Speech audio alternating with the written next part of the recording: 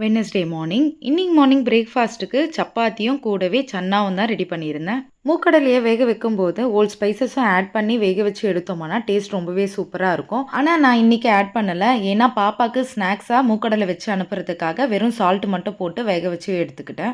இப்போ கிரேவிக்கு ஒரு பேன்ல கொஞ்சமா ஆயில் விட்டுட்டு கட் பண்ணி வச்சிருக்க வெங்காயம், தக்காளி, இஞ்சி, பூண்டு எல்லாமே நல்லா மேஷ் ஆகுற வரைக்கும் வதக்கி எடுத்துட்டு நல்லா அரைனதுக்கு அப்புறமா ஒரு ஃபைன் பேஸ்ட்டா அரைச்சி எடுத்துக்கிட்டேன். இந்த கிரேவி ப்ரிப்பேர் பண்றதுக்கு ஒரு 15 மினிட்ஸே போதும். டக்குன்னு ப்ரிப்பேர் பண்ணிடலாம். இப்போ ஒரு பேன்ல தேவையான எண்ணெய், ஓல் ஸ்பைசஸ் ஆட் பண்ணிட்டு அரைச்சி வச்சிருக்க பேஸ்ட்டை ஆட் பண்ணிட்டு 1 டேபிள் ஸ்பூன் மிளகாய்த்தூள், 1 டேபிள் ஸ்பூன் தனியாத்தூள், 1/4 டேபிள் ஸ்பூன் சீரகத்தூள், 1/4 டேபிள் ஸ்பூன் கரம் மசாலா, வேக வச்சு வச்சிருக்க மூக்கடலையே சேர்த்துட்டு கொஞ்சமா மூக்கடலையை அரைச்சியும் நம்ம சேர்த்தோம்னா கிரேவி டெக்ஸ்சர் சூப்பரா இருக்கும். ஃபைனலா கசூரி மெத்தி தூவி இறக்கணும்னா சூப்பரான சன்னா மசாலா ரெடி. சுட சுட சப்பாத்தி கூட இந்த கிரேவி வச்சு சாப்பிடும் போது டேஸ்ட் வேற லெவல்ல இருக்கும். ட்ரை பண்ணி பார்த்துட்டு எப்படி இருக்குன்னு மறக்காம கமெண்ட் பண்ணுங்க. Tata bye by.